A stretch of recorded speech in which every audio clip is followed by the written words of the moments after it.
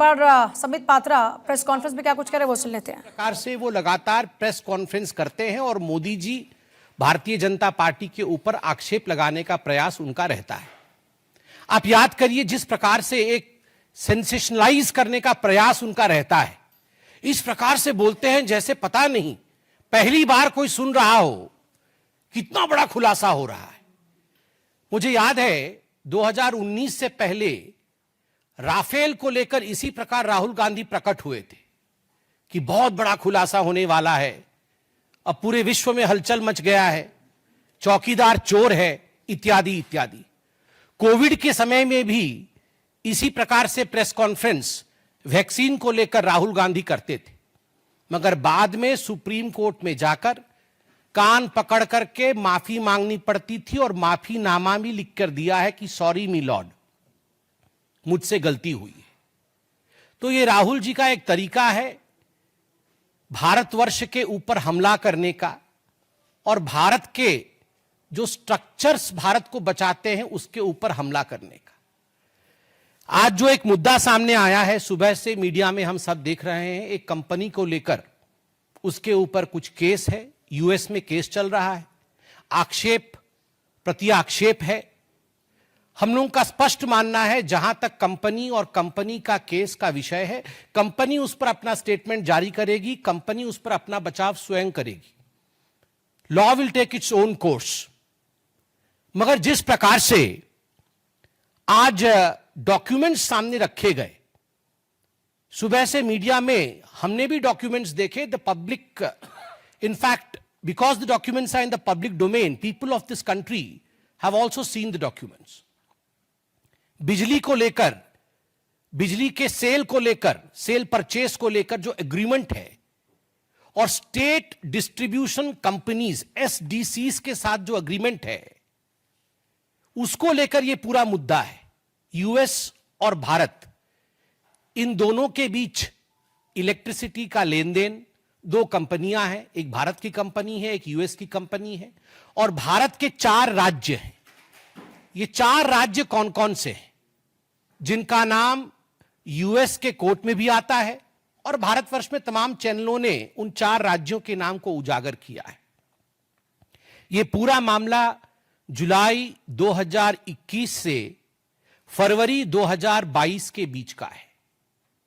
जुलाई 2021 से फरवरी 2022 के बीच का है। और उस समय जो 4 राज्य में SDC, state distribution company, electricity distribution company, वो स्टेट की ही प्रॉपर्टी होती है, स्टेट गवर्नमेंट की।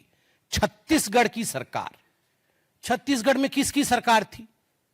कांग्रेस पार्टी की, भूपेश बघेल जी की सरकार छत्तीसगढ़ में उस समय मौजूद थी, डॉक्यूमेंट्स में भी मौजूद है।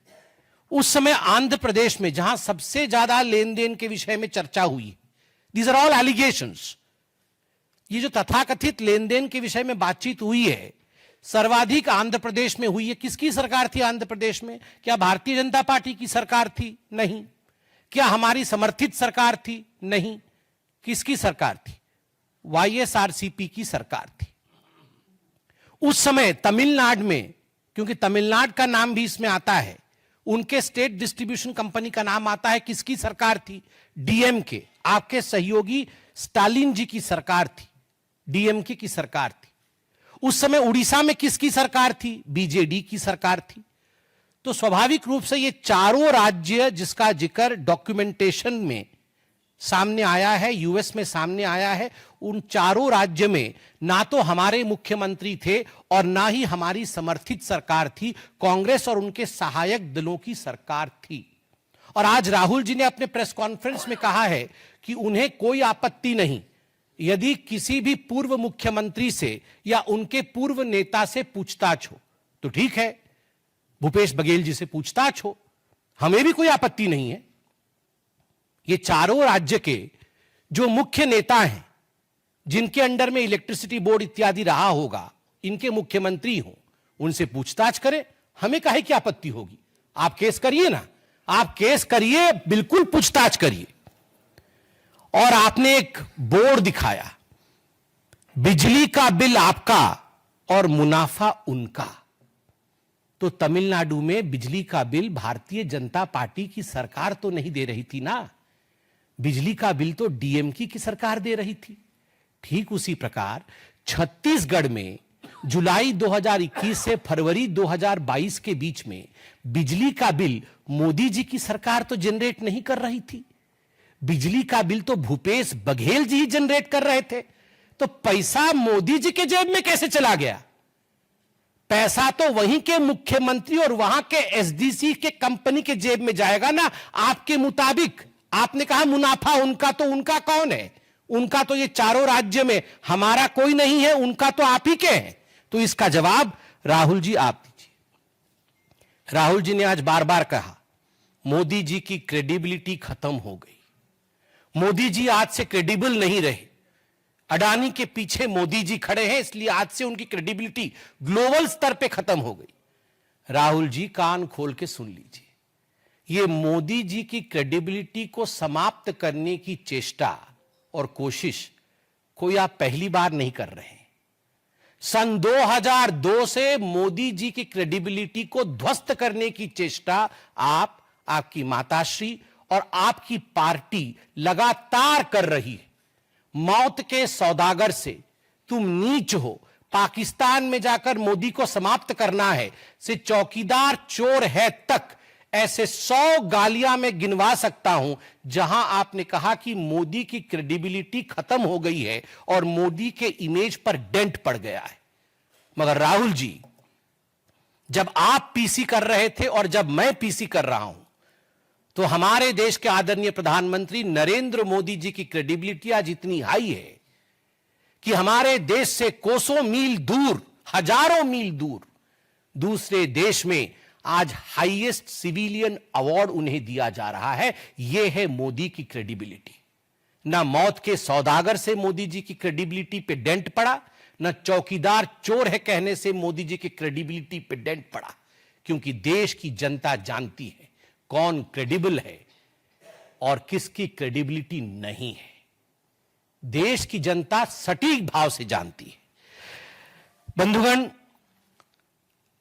स्ट्रक्चर की बात हुई है कि बहुत बड़ा स्ट्रक्चर है, हम स्ट्रक्चर दिखाएंगे। अरे राहुल गांधी जी, हमें भी पता है, हमें भी पता है आपके स्ट्रक्चर के विषय में। ये इल्हान ओमर और ये जॉर्ज सोरोस, ये जो आपका स्ट्रक्चर है ना, अंतरराष्ट्रीय स्ट्रक्चर, इस स्ट्रक्चर के विषय में हमें भी पता है। और आपके स्ट्रक्चर का नियत क्या है? आपकी जो अंतरराष्ट्रीय स्ट्रक्चर है वो भारतवर्ष के मार्केट के ऊपर आघात करना चाहती है, निरंतर आघात करती रहती है। ये गांधी परिवार और ये कांग्रेस पार्टी ये सहन नहीं कर सकती है कि आज भारत की अर्थव्यवस्था विश्व में तीसरे नंबर की ओर बढ़ रही है। अभी हम चौथे नंबर पर हैं और विश्व में यथाशीघ्र हम तीसरे नंबर की अर्थव्यवस्था होंगे। यह राहुल गांधी और गांधी परिवार, कांग्रेस पार्टी ये सहन नहीं कर पा रही है, इसलिए ये इंडिया के मार्केट के ऊपर, भारत के मार्केट के ऊपर आक्रमण पे आक्रमण कर रही है। आज सुबह 4 बजे से इनका पूरा स्ट्रक्चर लगा हुआ है। ट्वीट करना, सोशल मीडिया में इन्फ्लुएंस करना, अंतरराष्ट्रीय मार्केट में एक मैसेज देना और इंडिया के मार्केट को गिराने का प्रयास करना। लगभग 2.5 करोड़ निवेशक, छोटे निवेशक, जिन्होंने अपनी पूंजी, कम धन का निवेश, अपनी पूंजी जिन्होंने शेयर मार्केट में लगाया था, आज उनको भारी नुकसान झेलना पड़ा है। छोटे निवेशकों को, लोअर मिडिल क्लास के लोगों को, 2.5 करोड़ लोगों को, माफ करिएगा, 2.5 करोड़ लोगों को यह झेलना पड़ा है। यह आप निरंतर जो भारत के मार्केट के ऊपर कई प्रकरण रहा है, इससे पहले भी आपने कई प्रकरणों के माध्यम से भारत के मार्केट के ऊपर हमला करने की कोशिश की है, ताकि मार्केट डिप करे, मार्केट गिरे और इंडिया की इकोनॉमी पर अटैक हो।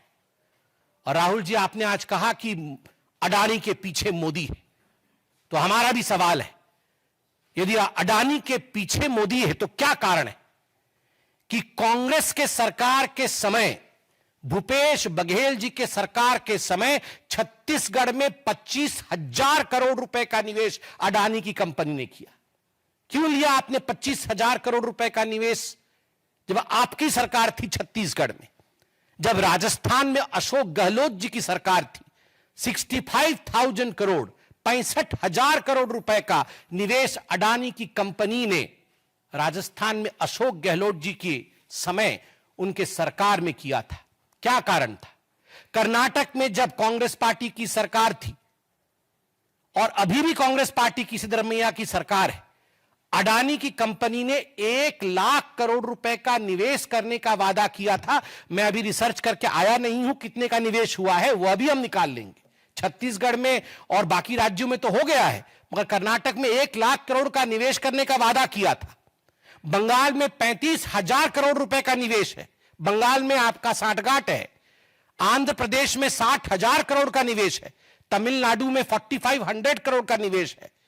19 अक्टूबर 2024 को अडानी फाउंडेशन ने रेवंत रेड्डी, जो कि तेलंगाना के मुख्यमंत्री हैं, उन्हें 100 करोड़ रुपए उनके फाउंडेशन को डोनेशन दिया था कौशल विकास, स्किल अपलिफ्टमेंट के लिए। क्यों लिया था डोनेशन? एक करप्ट व्यक्ति से आपने डोनेशन क्यों लिया? आपकी सरकार ने डोनेशन क्यों लिया? निवेश भी नहीं, डोनेशन लिया 100 करोड़ का।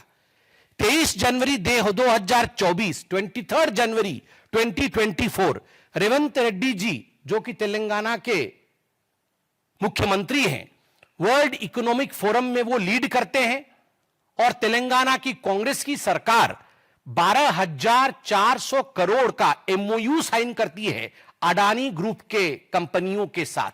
12,400 करोड़ रुपए का। राहुल जी, कौन जवाब देगा? क्या आप और रेवंत रेड्डी अलग है?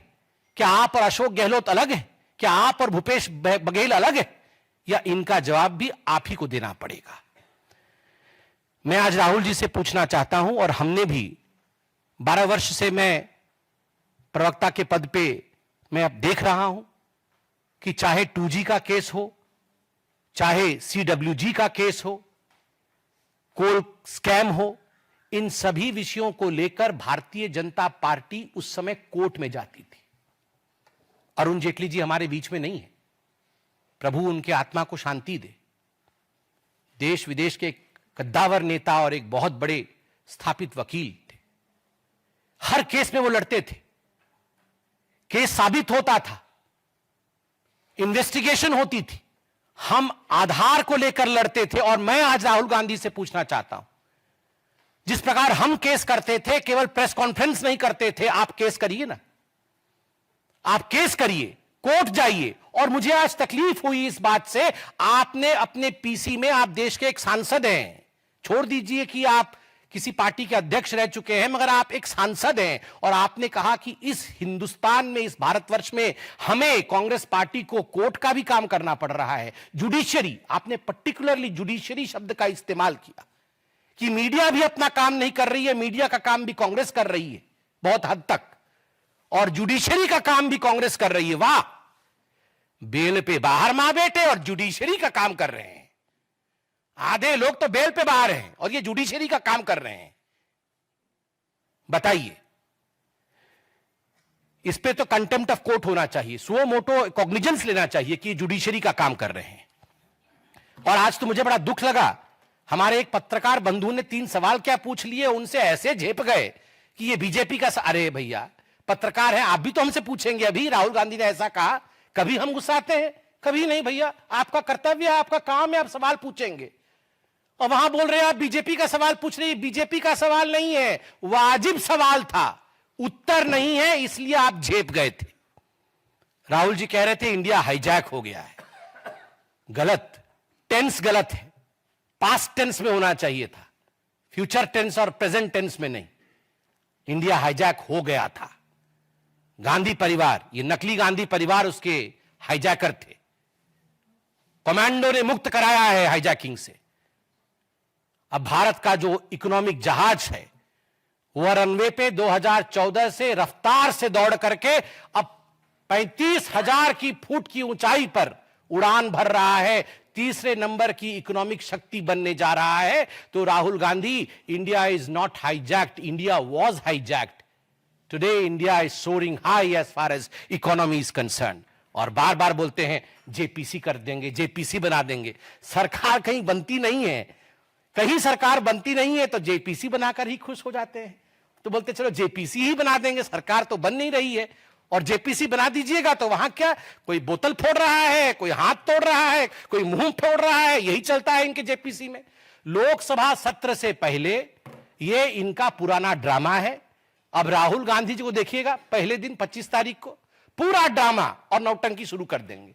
किस प्रकार से भारत की इकोनॉमी नहीं चले, किस प्रकार से भारत का पार्लियामेंट नहीं चले, किस प्रकार हर जगह केओस और अस्त व्यस्तता रहे, यही राहुल और कांग्रेस पार्टी का विशेष उनका प्रबंधन है। और अपने मुंह मियां मिट्ठू बनना राहुल गांधी बंद करे। इतना कह के मैं अपने विषय को समाप्त करता हूं। कोई प्रश्न हो तो अवश्य पूछें।